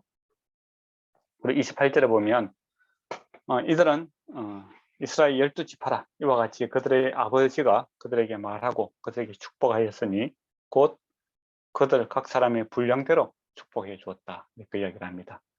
그들의 분량대로 축복했다. 이게 중요하죠. 예. 그래서 이제 이걸 근거해서 어떤 사람들은 이제 우리도 천국 가면은 분량대로 상급에 차이가 있을 것이다. 그렇게 이야기하는 사람도 있습니다. 또 어떤 사람은 아니다. 천국은 그런 차이가 없다. 똑같다. 뭐 그렇게 이야기하시는 분들은 바울과 한편 강도를 이야기하는 거죠. 한편과 십자가 위에서 한편 강도가 예수님을 믿지 않습니까? 그죠? 그 사람은 이제 죽어가는 예수 그리스도를 바라보고 믿었으니까 그게 참 대단한 거다. 바울은 부활하신 주님을 보고 믿지 않느냐, 그렇게 이야기를 하죠. 그래서 부활하신 주님을 봤으면 뭐 한평생 그렇게 살 수 있다, 그렇게 이야기까지 하는 사람도 있습니다. 그래서 뭐 상급은 없고 다 똑같다 이야기하는 사람도 있고, 거기에 대해서 두 의견을 갖다가 다 수용을 하고 있습니다. 그렇지만은 이제 우리가 가져야 될 생각은 천국에서 뭐 더 큰 복을 받느냐 안 받느냐, 그거는 2차 문제고, 1차적으로는 어떤 마음을 가지냐면 내가 이미 하나님의 백성 된 거, 천국 간 거, 이 은혜에 감사해서, 이 은혜에 감사해서 내가 주를 위해서 내 목숨까지도 아끼지 않겠다. 그리고 내가 산 것이 아니라 이제는 내 안에 예수 그리스도께서 산 것이다 라는 마음으로 사신다면 그게 복중의 복이고 그게 은혜 받은 사람들의 마음입니다. 그러니까 앞으로 받을 것에 대해서 내가 조금 큰 복을 받고 싶으면 열심히 하고, 아니 똑같다니까 뭐 대충 살고, 이게 논쟁의 핵심이 아니라, 논쟁의 핵심은 우리가 이미 천국 백성이 되고 하나님의 백성이 되었으니까, 즉 야곱의 아들이 아니고 이제는 이스라엘 아들 아닙니까? 하나님의 백성이 되었으니까 하나님의 뜻대로 사는 것이 우리가 추구하고 살아가야 되는 겁니다. 그러니까 상급이 있냐 없냐가 중요한 것이 아니라 이미 받은 복에 감격하여 주를 위해서 살고자 하는, 이것이 참된 하나님의 백성의 마음이다. 이제 그렇게 정리를 했으면 좋겠어요. 그래서 어떤 사람은 뭐 천국에 그 받을 복을 위해서, 그런 사람들도 있더라고요. 목회하다 보니까. 천국에 이제 부자가 부자들이 지금은 자기들 고생하고 있지만은 천국 가면 이제 그 사람들은 고생하고 우리는 좀 그들보다 더 잘 살아야 된다, 이렇게 보복 심리를 갖고 있는 사람들이 있더라고요. 그렇게 생각하지 마시고 내가 주님 믿고 사는, 구원받은 거, 이게 은혜가 이미 우리는 뭐 받을 축복 다 받은 겁니다. 천국에서 뭐 어떤 모습으로 있느냐 그게 중요한 것이 아니라 천국 간 것이 가장 큰 복이죠. 그렇다면 주를 위해서 주님의 마음을 품고 살아간다면 하나님께서 은혜를, 복의 복을 더하시는 것을 경험하게 될 것입니다. 그런데 이 내가 구원받은 이 은혜에 대해서 좀 가볍게 생각하고 작게 생각하면 앞으로 보상에 대해서 더 이제 크게 이야기하는 사람들이 있거든요. 그 사람은 자기가 얼마나 큰 죄인인지 잘 몰라서 그렇습니다. 그래서 앞으로 로마서를 보면 우리가 참으로 죄인이구나 라는 것을 알게 될 것이며, 또 창세기에서도 구원받는 것이 하나님의 은혜입니다. 믿음 외에는 답이 없다, 그런 것도 계속 이야기를 하고 있죠. 그리고 30절에 보면 이제 막벨라 밭에 이제 그 묵게 해달라 이야기를 하죠. 그거는 아브라함이 땅을 샀던 곳이죠, 그죠? 그리고 31절에 보면 나도 레아와 그곳에 장사하였노라, 그렇게 되어 있죠. 그러니까 살아생전 라헬을 그렇게 좋아했는데 죽어서는 레아와 함께 묻히게 되는 그런 모습을 보게 되죠. 그리고 라헬은 이 우상 숭배, 우상을 좋아했다가 이 조상들의 모에 묻히지 못하는 그런 모습을 보게 됩니다. 그걸 통해서 참 하나님께서 우상 숭배 정말 싫어하시는구나 알게 될 것이고, 또 이제 레아와 함께 묻히는 것을 보게 되고, 이때가 살아생전 그 레아의 자녀들이 얼마나 상처가 많았겠습니까? 그죠? 근데 위로를 받았겠죠. 회복되는 그런 모습들을 보게 됩니다. 이런 일을 안 만들려면 일부 이처제가 맞죠. 예, 굳이 뭐 여러 부인이라든지 여러 남편을 두고 이렇게 힘들게 살지 마시고 함께 사시다가 함께 묻히는 그런 복들을 누렸으면 좋겠습니다. 예.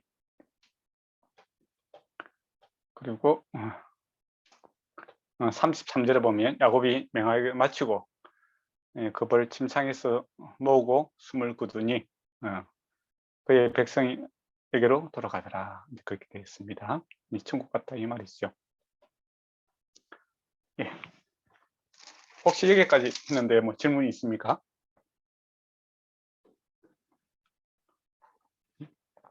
그러면 50장으로 넘어가도록 하겠습니다. 오늘 다 해야 됩니다. 예. 요셉이 그의 아버지 얼굴에 구풀에 울고 입을 맞추더라. 이제 슬픔이 있는 거지, 인간적으로. 그것도 이제 어떤 사람들은 그런 이야기를 참 돌아가시잖아요. 그러면 믿음이 있는 사람이 왜 우느냐고 이제 그렇게 이야기하는 사람들이 있습니다. 뭐 천국 가게 됐는데 그 마치 울고 슬퍼하는 것이 믿음 없는 것처럼 그렇게 이야기하시는 분들이 있더라고요. 장례식장에 와서 보통 이제 목사님들이 그렇게 이야기하시던데 그렇게 하시면 안 됩니다. 예. 우리가 천국 가는 걸 알지요. 그렇지만은 일시적으로 우리 헤어지는 것들에 대해서 아쉬워하고 안타까워하고 이런 건 정상적인 그런 게 마음이지. 그게 뭐 믿음이 없는 거하고는 관계 없잖아요, 그죠? 근데 약간 이게 극단적으로 생각하시는 분들은 와갖고 장례식에 와갖고 자녀들이 울고 뭐 힘들어하고 그러면은 아유 천국 갔는데 너 믿음 없느냐고 그런 식으로 마음의 상처를 더 주시는 분이 있더라고요. 아니다 하는 겁니다. 요셉도 아버지가 그 조상들의 뭐에 백성들에게 돌아가는 거, 그 천국으로 가는 것에 대해서 알지요. 그렇지만은 인간적으로 우리가 잠시 보지 못하는 거, 거기에 대해서 안타까우고 힘들어하는 거, 정상적인 마음이지. 그렇지 않습니까? 예.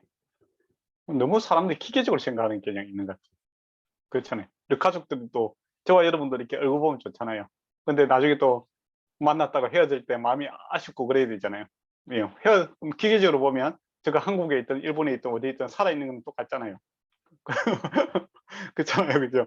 근데 뭐 너무 이렇게 메마른 심정을 하시면 안 됩니다. 그래서 성경은 상당히 이렇게 관계성과 전인격적인 그런 책이지 어떤 사람들에게 너무 이성화시켜 갖고 냉정하게 이렇게 생각하시는 분들은 있는데 그거는 뭐 이렇게 철학이라기보다도 왜 그런지 모르겠네. 어쨌든 주님은 감성이 풍부하신 분입니다. 예. 그리고 이제 그 40일 동안 염을 하죠. 염을 한다는 것은 우리가 이제 피라미드 보면 미라 있죠, 미라. 미라 만드는 과정을 아시죠? 이게 내장하고 있는 거 다 이렇게 분리시키고, 뇌도 이렇게 다 긁어내고, 뭐 그렇게 해서 염을 하지 않습니까? 그 40일 동안 하고 또 70일 동안 3절에 보면 70일 동안 이제 애국하더라 라고 되어 있죠. 이것은 이제 그 왕의 제사, 그 왕의 죽음을 할 때 그렇게 합니다. 일반 사람이 아니라 지금 야곱이 이게 왕의 죽음과 같은 이런 귀족의 죽음과 같은 대우를 받고 있는 그런 모습이죠. 요셉 때문에 요셉 그만큼 영향력이 있는 사람이죠. 그리고 이제 사절을 보면 곡할 기간이 지나고 요셉이 바로의 궁에 말하여 내가 너희에게 은혜를 입었음을 원한다 라고 하면서 바로의 귀에 이제 알리죠. 그러니까 어떤 사람은 요셉이 왕에게 바로에게 직접 가서 이야기하지 않고 왜 다른 사람을 통해서 이야기를 할까? 왜 그럴까요? 요셉이 이제 그 아버지의 죽음, 시체를 접한 사람 아닙니까? 그래서 그런 사람은 왕에게 바로 나갈 수 없습니다. 옛날에는 뭐 다 죽는 걸 요즘엔 뭡니까 코로나 이런 것 때문에 격리하는 것처럼 왕이 항상 제일 중요한 게 자기 생명이거든요. 그래서 이제 다른 사람을 통해서 이야기를 하고 이제 뭡니까 조상들이 묻힌 그곳에 장사하기를 원한다. 그런데 일반 사람들 같으면 자유롭게 움직이고 있죠, 그죠? 근데 요셉은 국무총리입니다. 소위 말하면 여러분 일본의 뭐 총리라든지 한국의 대통령이 그 다른 나라에 그 자유롭게 갈 수 없잖아요, 그죠? 갈 때는 상당히 복잡한 일들이 있습니다. 그리고 만약에 요셉이 이 바로에게 허락을 받지 않고 가나안 땅에 가는데, 그 요셉이 가면 누가 가겠습니까? 우리 성경에도 보면 많은 이 고관 대작들이 다 따라가잖아요. 군사들도 따라가고 또 보호하기 위해서 따라가잖아요. 그러면 자칫 잘못하면 뭐가 되겠습니까? 역모를 일으킬 수가 있겠죠. 우리 한국 사회 보면 그 조선을 세웠던 이성계가 무슨 해군입니까? 갑자기 그렇죠. 군대를 끊고 내려오지 않습니까? 그죠? 똑같은 거예요. 만약에 국무총리가 올라간다면 고관대작들 모든 신하들은 자기 편이잖아요. 또 군대도 이끌고 있죠. 그래서 그 기반을 잡고 이제부터는 내가 왕이다 라고 선포해버리면 바로가 어떻게 되겠습니까? 꼼짝없이 당하게 되죠. 그런 오해를 불식시키기 위해서 허락을 받고 이렇게 올라갔다가 오게 되죠. 구절을 보면 병거, 기병이 요셉을 따르지 않습니까? 이제 보디가드 역할을 하겠죠. 중요한 인물이지만은, 그러나 자칫 잘못하면 언제든지 자기 사병이 될 수도 있는 거죠. 그리고 7절에 보면 모든 신하와 바로의 궁의 원로들이 땅의 모든 원로들이 다 지금 같이 올라가고 있잖아요. 그때 정치적으로 보면 이 바로가 상당히 쫄았을 것 같아요. 그죠? 그렇지만은 요셉에 대한 신뢰가 있는 거죠. 믿음이 있고 또 그만큼 또 요셉이 믿음을 줄 수 있는 사람이었다라는 것이죠. 모든 것을 맡길 수 있는 사람이었다라는 것이고, 또 충분히 이제 정치적으로 보면 충분히 그때 쿠데타를 일으켜서 정권을 잡을 수 있는, 그렇지만은 우리가 살 곳은 애굽이 아니라 가나안 땅이었다라는 것이죠. 나그네였다라는 것이 빈말이 아니고 진실한 거였고, 그래서 우리는 지금 우리 하나님께 주신 약속의 땅으로 가야 된다라는 것이죠. 그리고 이제 그들이 이게 이제 역사적인 사실이다. 그러니까 이스라엘 백성은 자기들 태어났을 때 종으로서 취급받았잖아요. 그죠? 400년 동안 있었으니까 그 자기들의 그 조상들의 그 할애했고 또 정당한 그 권리에 대해서 전혀 모르는 사람들입니다. 그래서 이제 치명을 이야기해 주는 거죠. 11절에 보면 아베스 미라라임이라는 곳, 애굽인들의 곡함이라는 그 지명이 있는 겁니다. 이게 그때 생긴 이름이다라는 겁니다. 그리고 요셉의 이야기가 한 해 지어낸 상상이 아니라 실제적인 일이었다. 이제 그런 것들을 다시 역사적인 사건을 이야기해 주는 거죠. 그리고 13절에 보면 가나안 땅으로 매어다가 마물레 막벨의 굴의 장사였으니 아브라함이 그쪽에게 산 땅이다 이렇게 이야기를 하고 있죠. 그래서 하나님께서 열조에게 주신, 선조에게 주신 이 말씀을 따라 우리는 그 땅에 반드시 가야 된다 그렇게 이야기를 하고 있습니다. 그리고 14절에 요셉이 장사한 후에 형제들과 호사꾼, 애통하는 사람들이죠. 이제 분위기 만들어주는 그런 장례업에 종사하시는 분들입니다. 또 그 군대와 그 오던 참가했던 사람과 다시 내려왔다라는 것이죠. 그때 바로가 얼마나 좋아했겠습니까? 잠을 못 자고 있다가 깜짝 놀랐을 건데. 그리고 이제 15절에서 이제 21절에 보면 이제 요셉의 형들이 아버지가 이제 죽은 것을 보고 요셉 혹시 우리를 미워하여 우리가 그에게 행한 모든 악한 일을 다 갚지는 아니할까 이렇게 겁을 내고 있는 것을 보게 됩니다. 죄책감에 시달리고 있는 거죠. 죄에서 자유함을 얻지 못하고 또 요셉의 그 모든 것을 합하여 선을 이루시는 그 하나님의 사명에 대해서 잘 모르니까 같은 마음을 품지 못하니까 두려워하고 있는 것을 이제 보게 됩니다.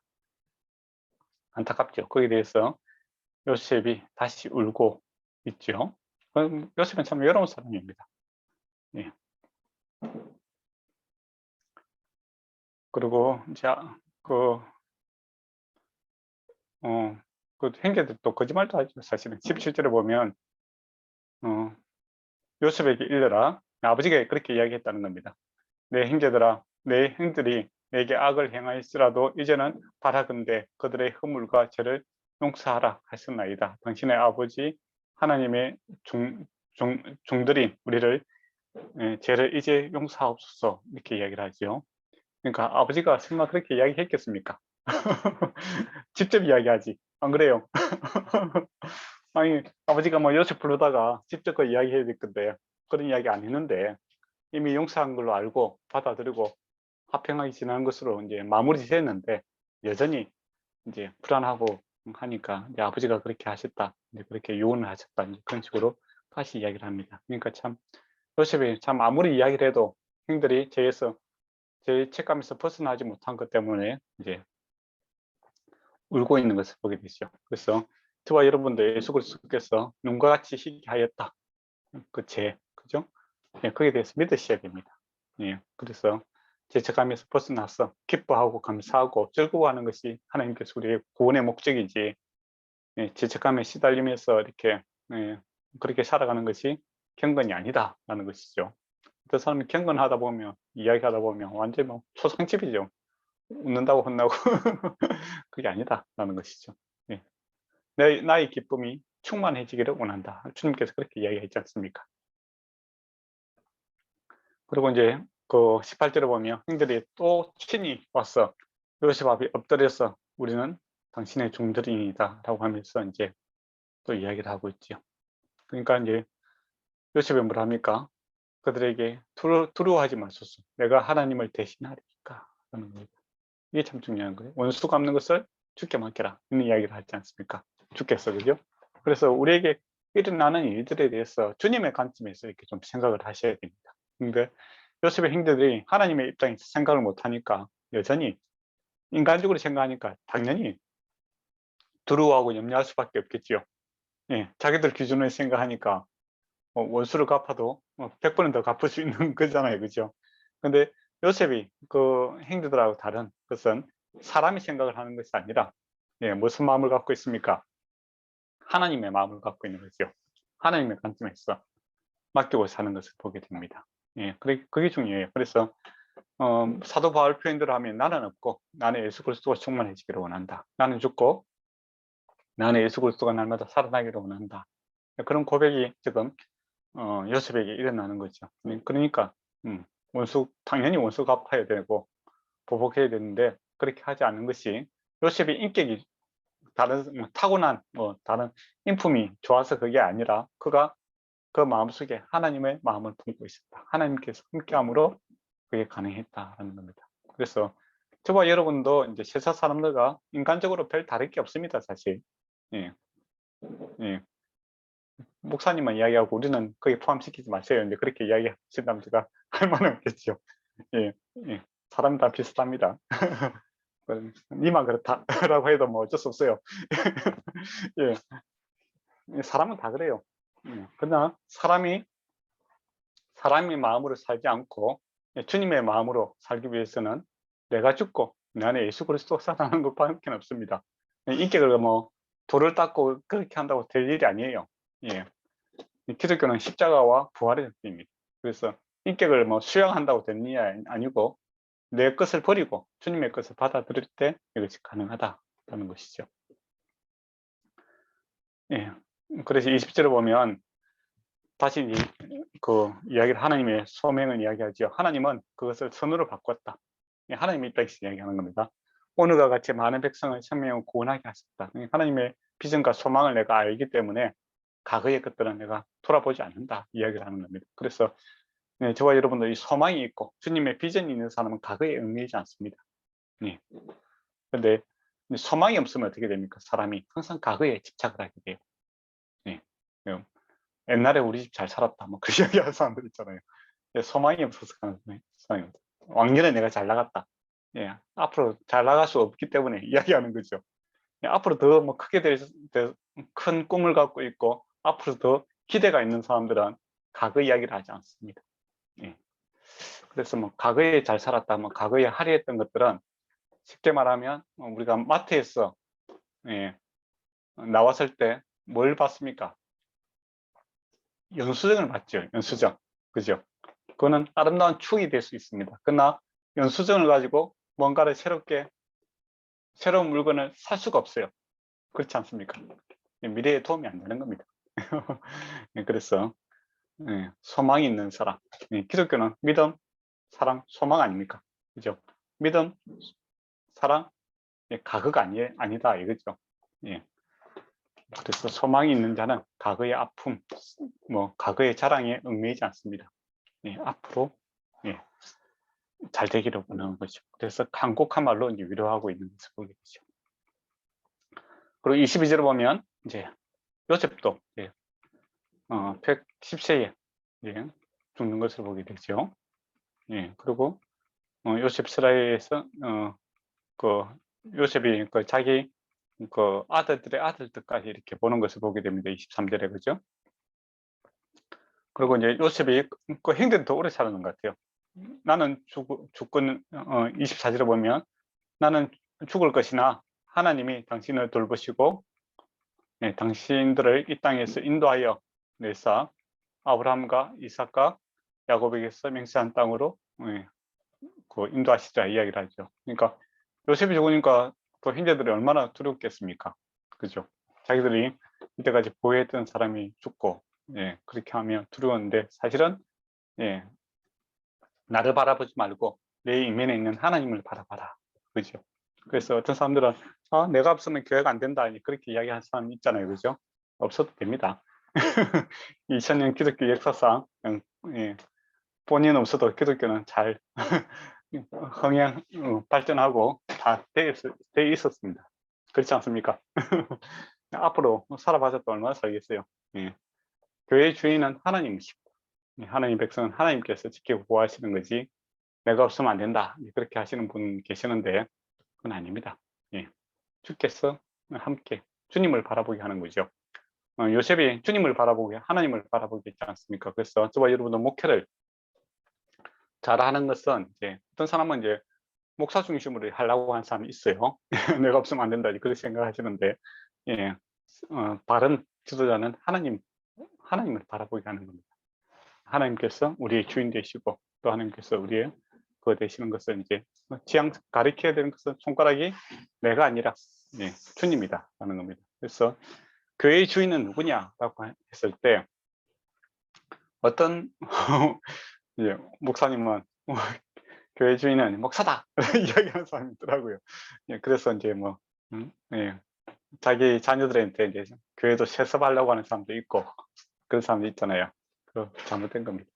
또 어떤 사람은 교회 주인은 우리 성도다라고 이야기하시는 분이 있는데 교회 주인은 하나님이십니다. 하나님. 요셉은 참 이게 참 대단한 게 죽을 때까지 자기를 가리키는 것이 아니라 하나님을 가리키고 있다라는 것이죠. 그리고 이제 그 요셉도 이제 자기가 이제 앞으로 출애굽할 것에 소망을 갖고 있는 거죠. 그래서 내 해골을 이제 가져다가 하나님 말씀이 성취될 때 그곳에 묻어달라 이렇게 이야기를 하고 있는 겁니다. 그러니까 이스라엘 백성은 뭡니까? 앞으로 출애굽이 연결되잖아요, 그죠? 우리가 이 땅에서 머무를 자가 아니라 나그네 있고 우리가 살 곳은 하나님이 주신 저 가나안 땅이다. 우리는 그곳을 반드시 가야 되고 이것은 하나님께서 우리에게 주신 소망이 있고 약속이 있고 언약이 있는 곳이다 하는 것이죠. 그래서 반드시 하나님의 신실하심으로 우리가 한 가정에서 시작했는데 한 국가가 되지 않습니까? 하나님의 신실하심이 성취가 되었으니까 백성이 나는 그게 성취가 되어 있잖아요. 그죠? 그러면 땅이라는 것도 반드시 성취가 될 것이다 라는 믿음을 가지고 나가야 되는 거죠. 믿음 있는 사람 요셉은 그렇게 했다라는 것이고 믿음 있는 야곱도 그렇게 했고 믿음 있는 아브라함도 믿음으로 그 땅을 샀다라는 겁니다. 그래서 백성이 완성이 됐으니까요. 땅의 성취도 반드시 이루어질 것이다 라고 이제 믿고 나가야 되는 거죠. 그죠? 믿음으로 들어가야 되는 겁니다. 그런데 이스라엘 백성이 이제 강야했어. 그 믿음이 없죠. 자기들을 바라보니까 자기들은 메뚜기고 그들은 거인이다 라고 하니까 그 땅에 들어가지 못하는 것을 보게 됩니다. 그죠? 여기 시간이 다 됐네요. 그렇게 해서 창세기는 이제 끝이 났습니다. 혹시 뭐 질문할 거 있습니까?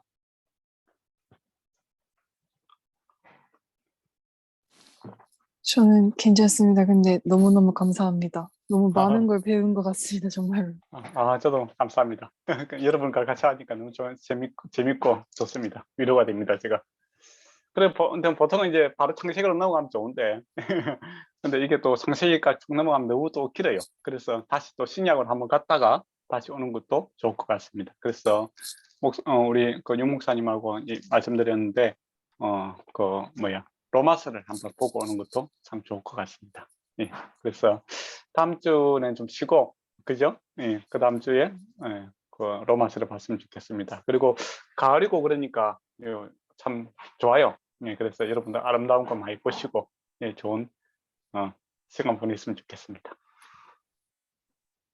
오늘도 기도하고 마칠까요? 예. 제가 오늘 기도하겠습니다. 네, 민영현님 기도해 주세요. 네. 하나님 아버지 감사합니다. 우리를 구원해 주시고 또 자녀 삼아 주시고 또 특별히 말씀을 공부하고자 하는 마음을 부어주셔서 이렇게 함께 말씀을 나눌 수 있는 시간을 주심에 감사를 드립니다.